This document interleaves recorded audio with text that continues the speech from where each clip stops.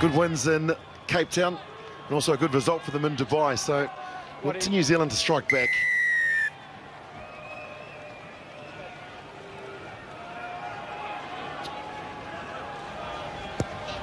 So Mitchell starts the game and kicks deep. Then the wind has played havoc with some of these teams, particularly those who tried the long passing game. Here's Koroi, and he is some talent, this young fellow. We'll get the thoughts of Carl Tinana, who's sidelined in just a moment. Well, there's a big pass from New Zealand, and Scott Curry, as he likes to do, ranging wide, clattering into Dan Norton. Norton stands his ground, and Rodwell goes in to help England out. And New Zealand have it, but England pressing, keep them inside the 22. Iopo Aso just out from the 22. Now Collier, nothing really on.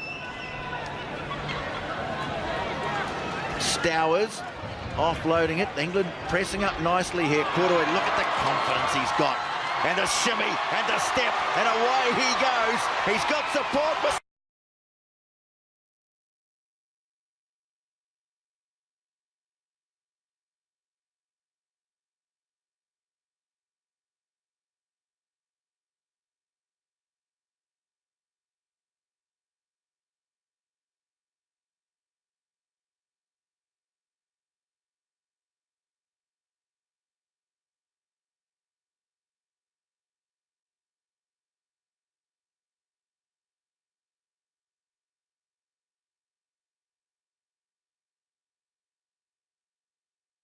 Aaron Smith, Sarah Goss, of course, New Zealand's champion women's sevens player, Cody Taylor, another All Black, and now this Vilimoni Koroi, who comes back to halfway, having converted the try that he made for his skipper.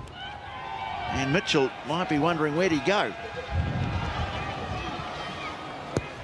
Koroi kicks deep and gets it in behind England too, drives them back to their goal line. They won't be too worried, England. Mitchell away to Hater.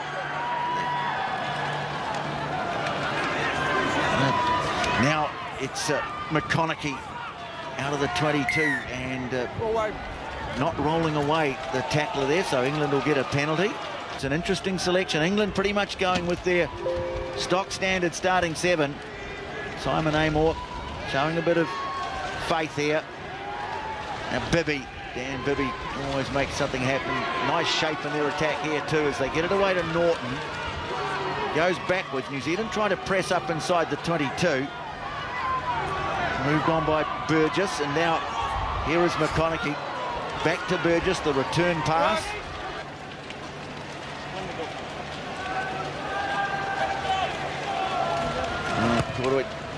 Scott Waldrum said it early on in the week. Thank you.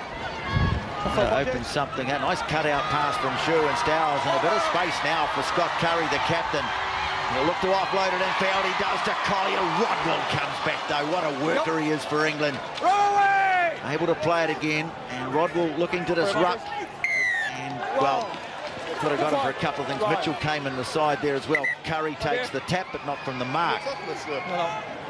You can't run.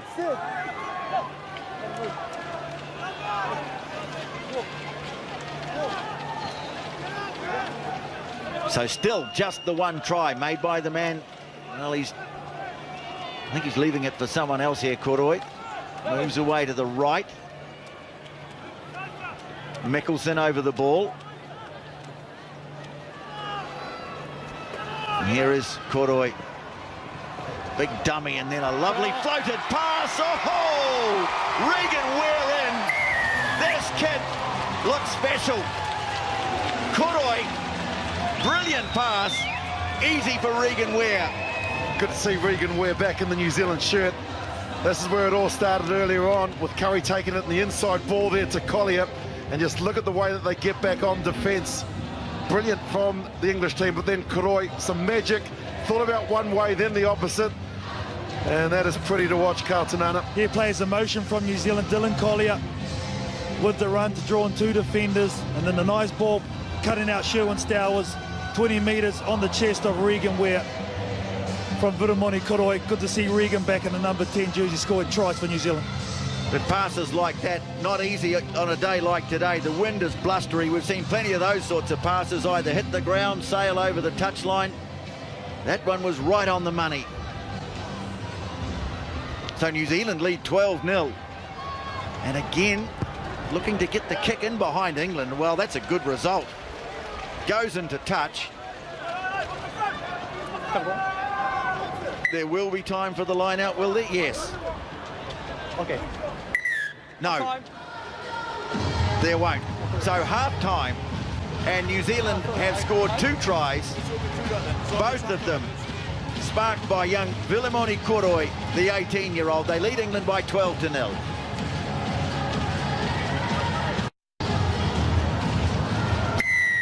Don't appear to be any changes. Koroi hoists it high. Curry getting after it, but spectacularly taken by Rory McConaughey for England. But the ball squirts out on the New Zealand side, and Mickelson has it. Hayter trying to get him over the touchline. He's done well to keep it in play. Picked up on the bounce now by Regan Ware for New Zealand. Fighting his way through, beating off the tackles, lobs it back in field. And the Sherwin Stowers couldn't hold the pass, but the referee brings them back for a penalty. And now a chance to get the ball wide. Koroi lobs the pass out wide. Another one right on the money for Yopo Aso. The pinpoint pass, and Yopo Aso. With Yopo Aso staying wide, Koroi, that's what gave him the option. Yeah, and the young man's enjoying it. There was a knock on earlier from New Zealand though, so it will be an England ball to the scrum. Simon Amor asking for them to up the tempo and work off the ball, and New Zealand just identifying and targeting that breakdown area. Good work again from Mickelson to get him to make a nuisance. Sure. The error rates on day 2 have been quite high. The wind's got up a bit, and that hasn't helped. Pressure as well, desperation. England have it, and things are starting to look a little desperate. They've got 4 minutes, and they keep knocking the ball on. And it's not going to help. Phil Burgess, there was a big gap there. Big gap.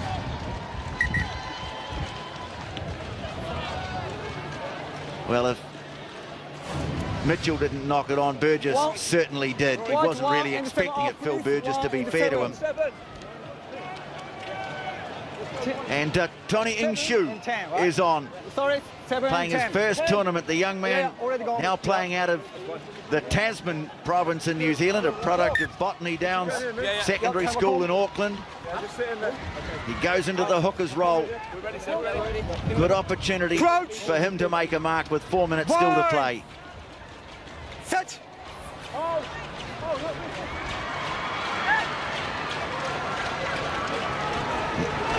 Away they come with it, and another lovely pass out wide, taking out a couple of defenders. Collier making good ground. Moved on by Ingshu, and Curry out wide. Takes 2 to put him to ground. And he can't, referee says still play, I think. Now he's giving the knock on the other way, and England have it.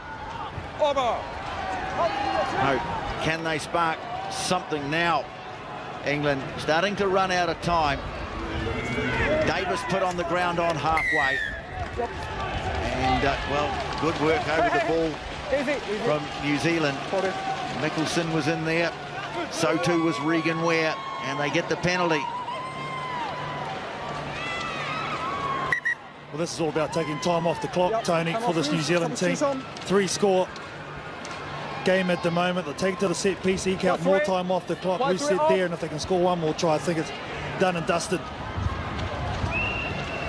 England desperate to get something going, but it's just not happening for them. Phil Burgess is leaving the field now. England, of course, did not want this to happen because they were very close behind South Africa at the top of the table. Of course, like everyone, there'll be another chance next weekend, but they've got to try and finish as high as they can this weekend first.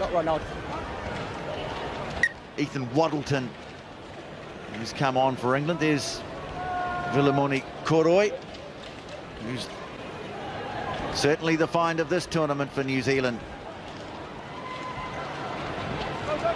Curry, Koroi, the pass away to Stowers. Now Isaac Tatamaki, and on to Regan Ware. He'll chop back in field, ducking around behind one of his teammates though, and the referee has decided that's an obstruction. Denied England the opportunity to make the tackle, and so oh no, he said accidental. It's been a weekend. Mitchell to put it in. Well, is there time for England? Ticking away on them. Mitchell though, just trying to engineer a little bit of an opening here for Lindsay Hay. They have to go right back to the goal line. Davis, dangerous ball across field, but he's got away with it. To Tom Bowen, taken in a good tackle over on the far side by Dylan Collier. New Zealand get a penalty. DJ Forbes. Ingshu comes across to take it. And Forbes, it is, moving it on. Koroi to Tamaki, stabbing one through. That sits up nicely for Dan Norton. Off he goes, dangerous Dan. Tatamaki got back and made the tackle. Mitchell, though, is absolutely monstered by DJ Forbes, and the All Black Sevens get it back. And an opportunity now to put this one out of reach. And they're going to do that through Sherwin Stowers. DJ Forbes, thumping tackle, wins the turnover. Sherwin Stowers goes in for the try, and that'll seal it. One thing that really impressed me, Carl, was the width that they held the forwards. It was the old guys, the established guys. We've spoken about the impact of Forbes, but how good has Sherwin Stowers been this weekend? Little pass, and Sherwin Stowers did the rest.